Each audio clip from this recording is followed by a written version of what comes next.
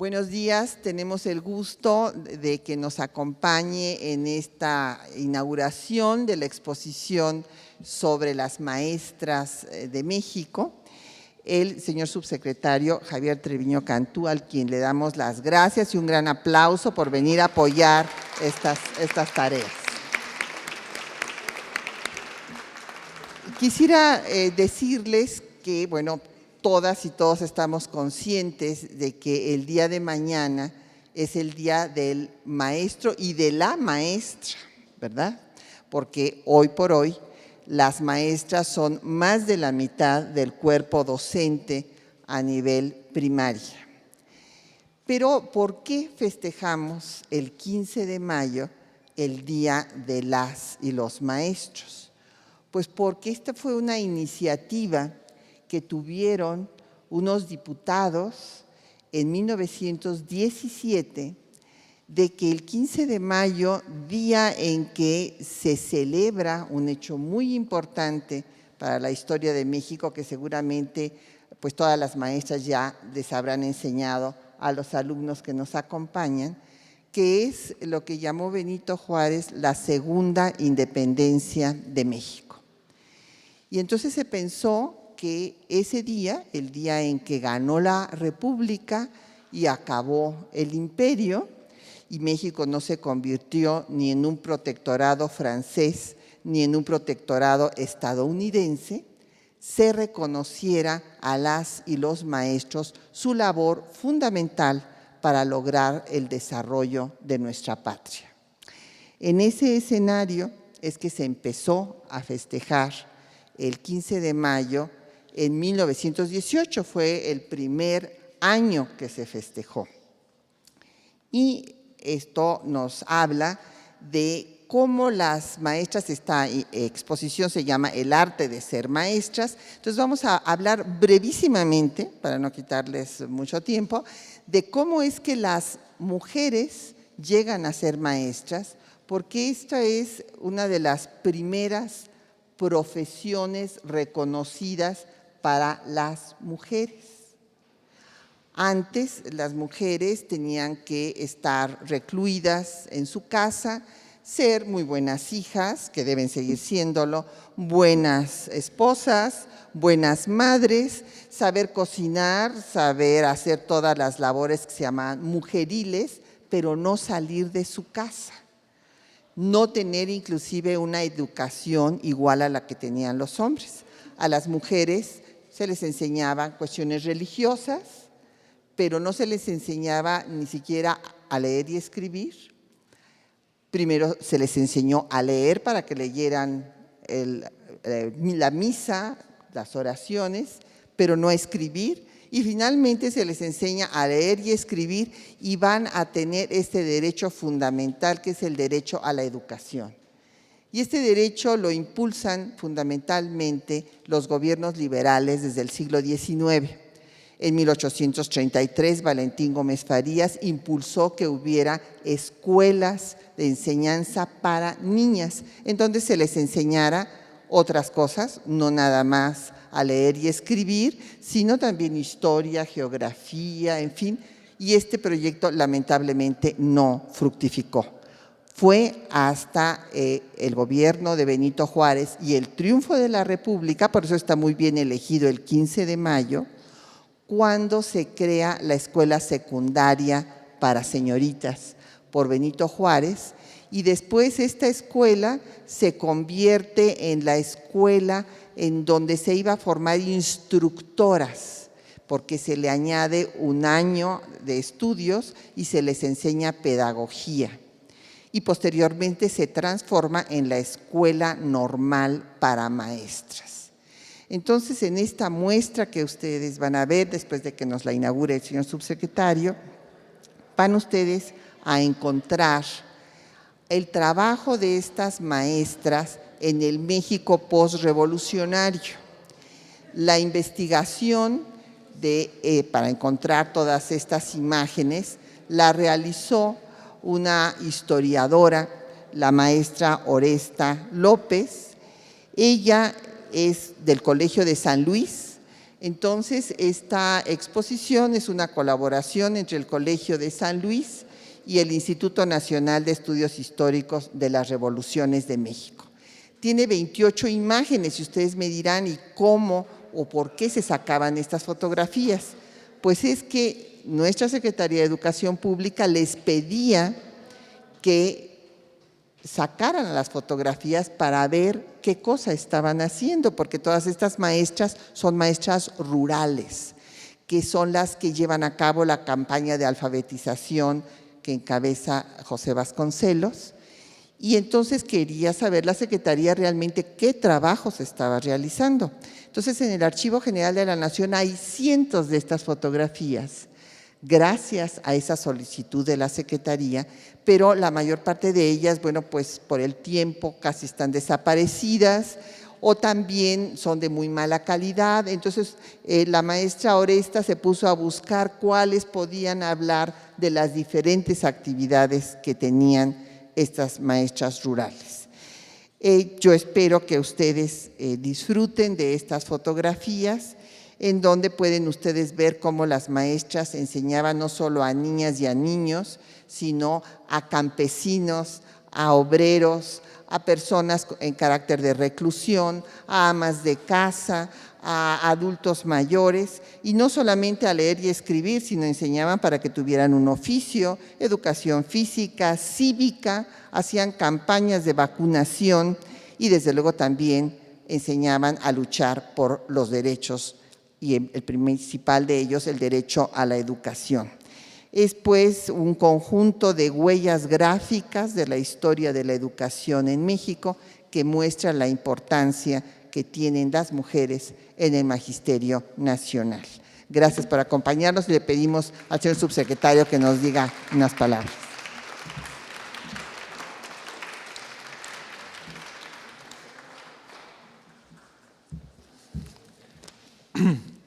Muchas gracias.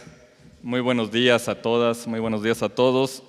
Realmente es un privilegio estar aquí con la doctora Patricia Galeana, con Claudia Alonso, con todas ustedes, con todos ustedes.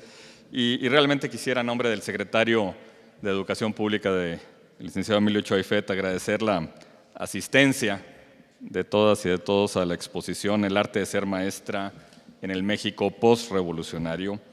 Realmente es fruto de las acciones de coordinación que se realizan entre el Instituto Nacional de Estudios Históricos de las Revoluciones de México, lo mencionaba la doctora Patricia Galeana, el Colegio de San Luis y la Subsecretaría de Planeación y Evaluación de Políticas Educativas a través de la Dirección General Adjunta de Igualdad de Género. Esta exposición, y ya lo mencionaba la doctora Galeana, sin duda la inauguramos con el objetivo de seguir conmemorando en estos días, como lo hicimos ayer, al entregar reconocimientos a las maestras y a los maestros que han entregado pues prácticamente toda su vida profesional a la educación de nuestros niños. Pues lo que queremos hacer con esta exposición es también conmemorar el Día de la Maestra y del Maestro con una forma diferente de mostrar pues estas imágenes de la vida de las maestras en la época de la posrevolución. Las políticas educativas emprendidas por los gobiernos emanados de la Revolución Mexicana, y ustedes pueden ver a lo largo de esta exposición toda esta idea de transformar y de construir un México de instituciones después del periodo revolucionario. En estas políticas se consideró a la educación como el motor central para la transformación del país. Se fomentaba la fundación de escuelas a lo largo de todo México, el gran objetivo de ampliar la cobertura escolar, y por eso el trabajo de las maestras, de las mujeres, fue fundamental durante estos años de la construcción de instituciones en el país. Y de esta manera se fue popularizando la imagen de nuestras maestras, fundando escuelas, también en mayoría mujeres muy jóvenes, pero con un gran interés de ayudar a mejorar la educación, a ampliar la cobertura y combatir el analfabetismo en nuestro país. Sin embargo, yo estoy convencido de que durante esas primeras décadas del siglo XX, las maestras se enfrentaron a roles y estereotipos también de género discriminatorios, por los que ahora hemos estado avanzando a lo largo de todas estas décadas y en el inicio del siglo XXI, porque sí, tenían salarios inferiores a los de los maestros y no podían en ocasiones por algunas circunstancias continuar con su labor docente en el caso de matrimonio o de embarazo. Las cosas han cambiado en nuestro país, afortunadamente vamos avanzando, pero esta fue una etapa difícil en la construcción de instituciones, difícil en la construcción de nuestro sistema educativo nacional, pero de alguna manera avanzamos de forma realmente impresionante en cuanto a llevar la educación a la mayor parte de los niños de este país. El testimonio gráfico que hoy tenemos en esta exposición nos permite apreciar la importante labor de las maestras que educaban por igual a niñas y niños, a trabajadores, a campesinas, a campesinos, a indígenas y amas de casa. Además de enseñar a leer y escribir, fomentaban también la preparación para el trabajo, para que niñas, niños y adultos aprendieran algún oficio para que cuando entraran en la edad de trabajar pudieran, sobre todo, ayudar a sus familias. Y asimismo nos permiten, todas estas fotografías, estas muestras, nos permiten dimensionar el amplio trabajo, el compromiso comunitario de estas docentes que impartían educación física, costura, jardinería, y de igual forma realizaban actividades sociales y políticas como la gestión para avanzar en la reforma agraria, en las actividades del cooperativismo que fue fortaleciendo la economía nacional. Las docentes y los docentes de estos años fueron constituyéndose como mayoría, sobre todo las maestras, como mayoría dentro del magisterio y a la vez ocuparon un lugar importante en la lucha por sus derechos, en la lucha por los derechos de las maestras, de las mujeres en nuestro país. También demandaron la igualdad salarial frente a los varones, conquistaron los permisos maternales, la seguridad laboral y lucharon por el derecho al voto de las mujeres en estos años postrevolucionarios. En suma, yo quiero felicitar tanto al Instituto Nacional de Estudios Históricos de las Revoluciones de México, al Colegio de San Luis, a la Dirección General Adjunta de Igualdad de Género, porque aquí se presentan en esta exposición lo que serían pues, huellas gráficas de la historia de la educación en México y sobre todo son valiosas referencias para la historia de las mujeres, para la historia de las maestras y su desempeño profesional a lo largo de ese periodo tan importante de la construcción de instituciones después de la Revolución. Yo quiero agradecer una vez más al Instituto, a la Dirección General del Colegio de San Luis, y espero que nuestros compañeros de la Secretaría y todos nuestros visitantes aquí a la sede, al edificio sede de la Secretaría de Educación Pública puedan disfrutar esta extraordinaria exposición de fotografías. Muchas gracias y felicidades. Pues miren, aquí van a ver ustedes las fotografías de las maestras donde encontrarán jovencitas de su edad. Resulta que se graduaban a veces de 12 y de 14 años y ya se ponían a dar clases. Aquí las podemos ver, si se acercan, para que vean ustedes desde qué edad asumían semejante responsabilidad.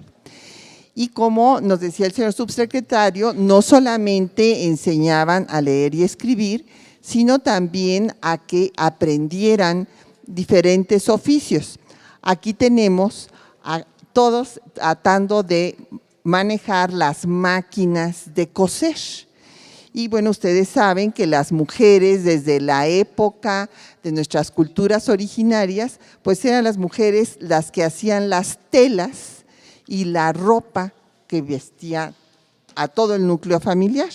Entonces, en el área de la confección de ropa fue un área donde tuvieron un gran desarrollo las trabajadoras en las fábricas textiles. Acá podemos ver que también otra área de las que se llamaban labores mujeriles. Pues, ¿por qué se llamaban labores mujeriles? Porque eran un poco un desenvolvimiento de lo que hacían en su propia casa. Por eso también se reconoció que las madres educaban a sus hijos y entonces podían educar a otros hijos. De ahí que se les reconoció primero como maestras, y además de coser, bueno, pues también el arte culinario era fundamental, y ya ven que ahora inclusive tenemos también grandes chefs, ahora ya también los hombres están incursionando en la cocina, pero por mucho tiempo fueron nada más las mujeres las que cocinaban. Y aquí tenemos ya grupos, va a haber una gran campaña, como ustedes saben, de alfabetización. Aquí están los niños y niñas leyendo los cuentos de Calleja, que era uno de los cuentos más populares que se les hacía leer en aquellos años. Y otro aspecto que podemos ver también en estas fotografías es el fotoperiodismo.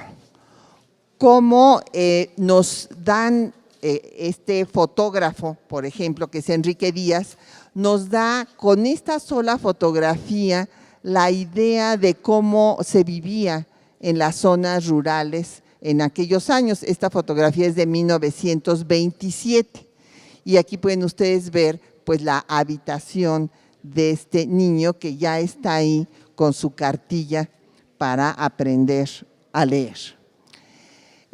Habían también una serie de enseñanzas para que las artesanías que se desarrollaban en cada área fueran de mejor calidad, porque a veces todavía nos sigue pasando. A veces resulta que hay trabajos bellísimos, artesanales, pero que porque no tienen buena calidad los hilos, los bordados que compramos luego a la primera lavada se despintan, en fin, bueno, pues todo eso es una cosa en la que seguimos luchando para que haya estas riquísimas artesanías elaboradas con una mejor técnica y con mejores materiales para que sean más duraderos, y todo eso lo enseñaban las maestras rurales desde aquel entonces. Otro aspecto interesante es que viene la influencia estadounidense para que las mujeres hagan deporte, educación física y baile. Esto no era buen visto por mucho tiempo. Entonces, las maestras rurales, con la influencia ya de la enseñanza en Estados Unidos, van a empezar a enseñar educación física, a enseñar baile y deportes, o sea, porque ustedes saben que por mucho tiempo las mujeres tampoco podíamos hacer deporte. Entonces, todo esto ha sido una gran lucha y aquí ya las vemos pues bailando públicamente sin ninguna inhibición, y después también se van a cortar las trenzas, es otra influencia de Estados Unidos, y vamos a empezar a ver fotografías con las maestras ya de pelo corto. Aquí están en otra clase también de baile. Y acá vemos hay fotografías de diferentes partes de nuestro país. Este es de Querétaro. Y aquí, pues, los docentes están enseñando el mobiliario nuevo que les acaba de llegar. Y cabe decir que estas fotografías mostraban el trabajo de las maestras para que la Secretaría de Educación Pública viera que realmente estaban cumpliendo con sus labores, pero para las mujeres era una forma de hacer visible su trabajo, y también nos vamos a encontrar otras fotografías en donde las comunidades pues mostraban sus carencias para pedir ayuda para las diferentes poblaciones. Esta es de Puebla. Aquí vemos a las maestras con niños que empiezan en la primaria en un desfile, porque organizaban actos cívicos, en un desfile que se está dando en la población de Ayutla, en donde se inició la revolución para acabar con Santana y que llegó finalmente la tercera generación de liberales al poder. Ustedes saben que después de todas las guerras, pues lamentablemente hay muchos niños que se quedan sin sus padres. Entonces, las maestras van a tener un papel fundamental en los hospicios. Aquí tenemos el hospicio que lleva el nombre de Francisco I. Madero. Por otra parte, vamos a ver, ya habíamos hablado de la Escuela Nacional para Maestros, pero aquí pueden ustedes ver que si bien hay maestros, pues vamos viendo que cada vez son más el número de maestras. Esto ya estamos en 1940. Y avanzando en los trabajos conjuntos mixtos, aquí hay una clase de carpintería en donde están hombres y mujeres aprendiendo el oficio. Es otra graduación de los futuros maestros y maestras, que como ven aquí ya es aplastante la mayoría de mujeres sobre los hombres. Otra más que nos muestra aquí a los alumnos de la escuela anexa a la Escuela Nacional de Maestros. Y una manifestación que esto también nos ayuda a hacer una historia social de aquella época, una manifestación de madres que no tuvieron espacio en las escuelas para sus hijos.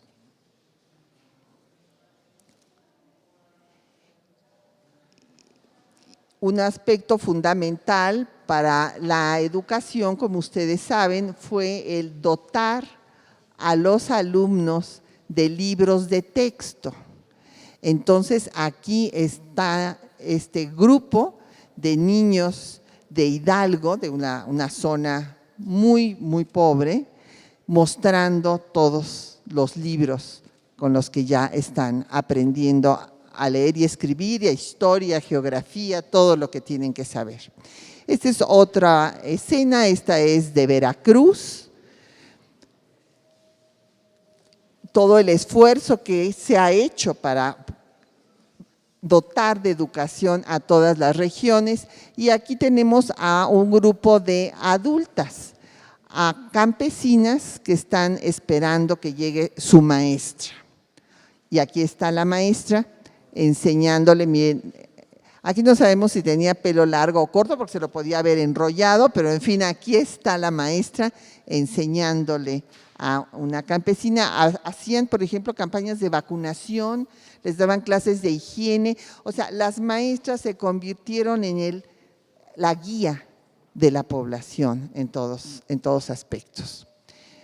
Con sus cartillas, ya para empezar a leer, un grupo de campesinos, hombres, y otra fotografía, esta de Oaxaca, donde nos muestran también cómo van a empezar a trabajar en grupos mixtos. Hay algunos que, como ustedes ven, son nada más de niñas o nada más de niños, pero poco a poco se va dando también pues sobre todo en los adultos sí hay grupos mixtos, y después también en las escuelas primarias. Aquí está otra de la cartilla de alfabetización, y bueno, pues vemos los libros de texto.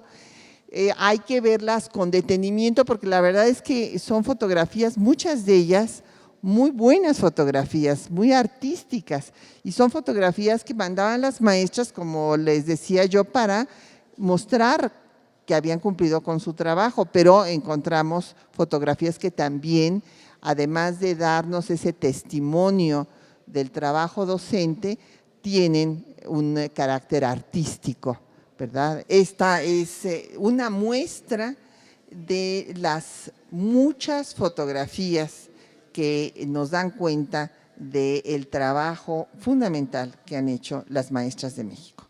Muchísimas gracias, señor subsecretario, por su apoyo para poder presentar esto.